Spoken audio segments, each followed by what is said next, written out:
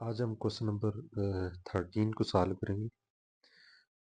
एजी के PSC lecturer math 2017 का जो लेक्चरर का जो एमसीक्यूज बेस्ड पेपर था। क्वेश्चन नंबर 13 के तहत the radius of convergence of power series summation के is equal to 1 to infinity 2 power k x plus 1 और power k plus 1 divide by k is. तो वो कहता है ये पावर सीरीज है। जो हमारे पास पावर सीरीज होती है उसकी कुछ फॉर्म इस तरह होती है, summation A N into x minus C whole power N. यहाँ पे जो सी है वो सेंटर ऑफ द सीरीज है, सीरीज का सेंटर होता है। और ए एन जो है वो आपको पता है वो सीरीज होती है जो होती है। लेकिन यहाँ पे जो इसका रेडियस ऑफ कन्वर्जेंस हमने फाइंड आउट करना है, तो उसके लिए हमें पहले जनरल टर्म चाहिए, यानी कि हमें ए एन चाहिए। यहाँ पे ए एन क्या बन रहा है, तो ए इन जो यहाँ पे है वो यहाँ पे ए के है, क्योंकि यहाँ पे तो पावर एन है तो यहाँ पे power k. A k is equal to 2 power k into x plus 1 whole power k plus 1 divided by k. हम इसको ऐसे लिख सकते हैं। तो देन हम इसको ऐसे भी लिख सकते हैं, ए k is equal to 2 power k into x plus 1 into x plus 1 power k divided by के। ये जो पावर 1 थी इसको मैंने मल्टीप्लाई, एक पावर इसकी 1 मल्टीप्लाई बेसिस से मल्टी पावर साइड हो जाएंगी। देन हमारे पास आ जाता है ए के इज इक्वल टू, इन दो को मैं इकट्ठा कर लेता हूँ, 2 power k into x plus 1 whole power k divided by k, और इसको मैं अलग लिख देता हूँ एक्स प्लस 1। अब ये जो एक्स प्लस 1 है इसको हम इग्नोर करते हैं, क्योंकि ये के इसकी पावर में आते ही नहीं, हमारा यहाँ तक काम हो जाएगा, हम यहीं से फाइंड आउट कर लेंगे।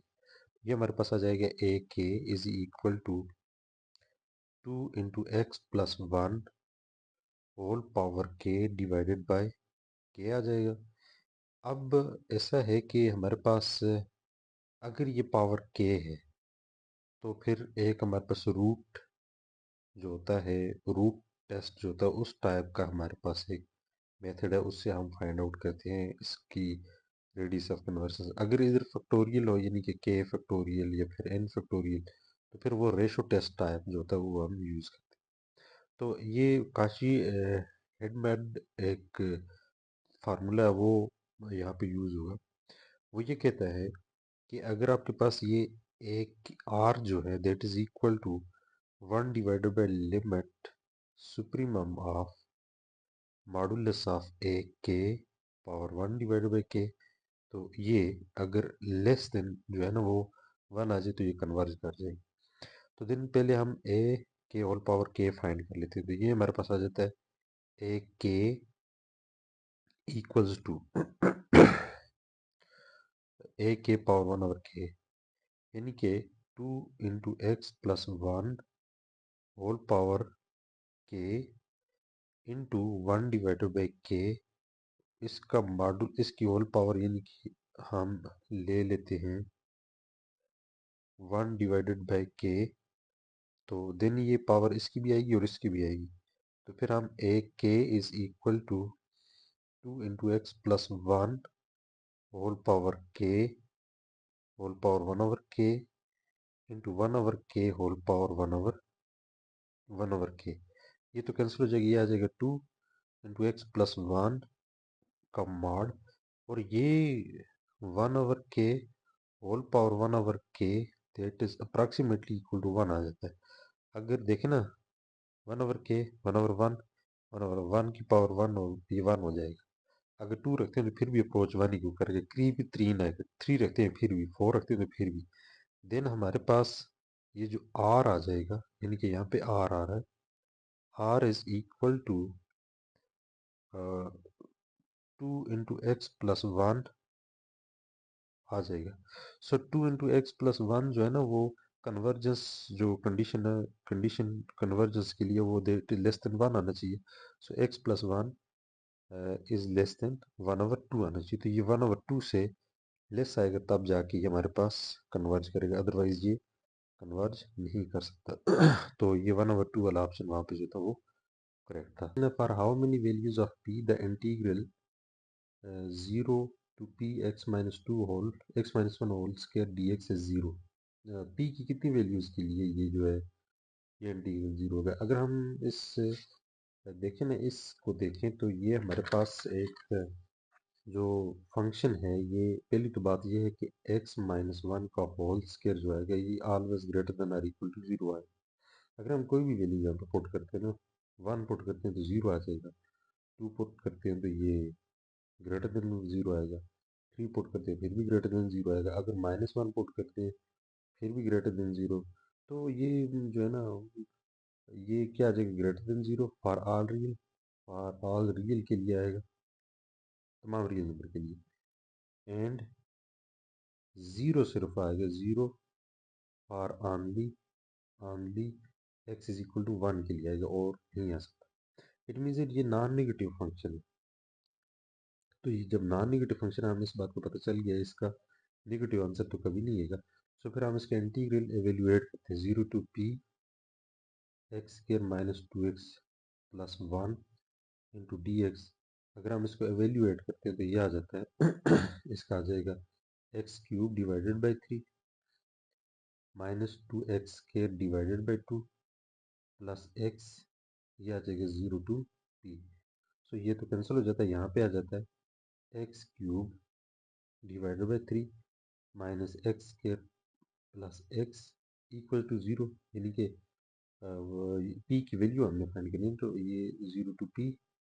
तो upper limit minus lower limit apply करते हैं तो you know well p cube divided by 3 minus p square plus p minus 0 is equal to 0।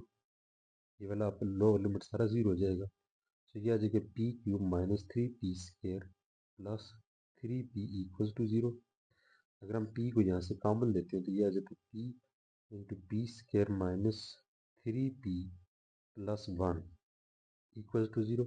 So p is equal to 0। तो लेकिन यहाँ से देखें तो p square minus 3p plus 1 is equal to 0। इसको हम अगर हम देखें तो क्वाड्रेटिक इक्वेशन बन रही है in p। So p is equal to minus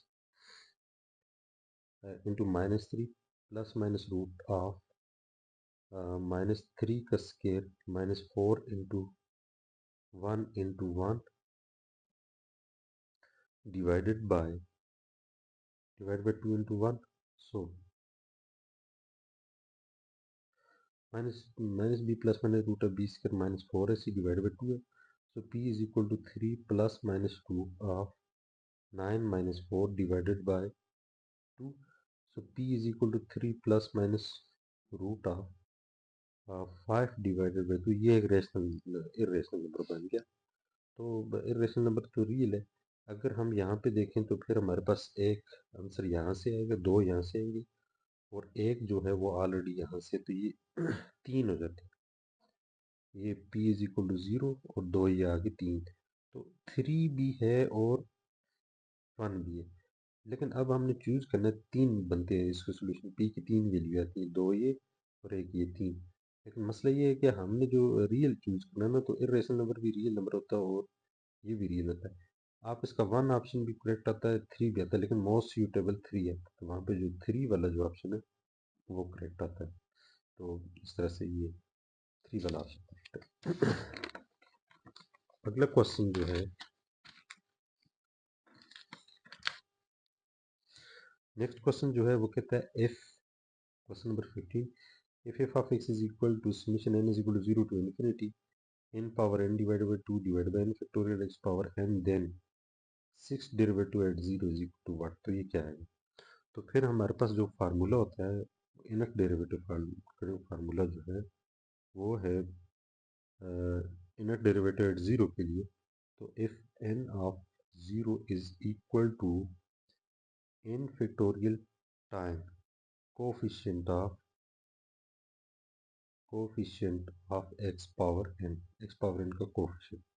अब देखें इन फैक्टोरियल, यहाँ पे n जो है वो हमारे पास एक्स फैक्टोरियल है multiply by coefficient of n जो है हमारे पास है n की जगह पे 6 से रिपोर्ट करें, ये एक्स पावर n का कोफिशिएंट सारे का सारा ये वाला बन रहा है, तो 6 power 6 divided by 2 divided by 6 factorial. Simple सी बात है, ये और ये कट जाएगा, हमारे पास 6 divided by 2 that is equal to 6 power 3 that is equal to 1। 6 वाला जो आंसर उधर एक था वो करेक्ट था, 216 वाला आंसर वहाँ पे जो था वो करेक्ट है। इस तरह से ये क्वेश्चन 15 तक हमने सॉल्व कर लिया।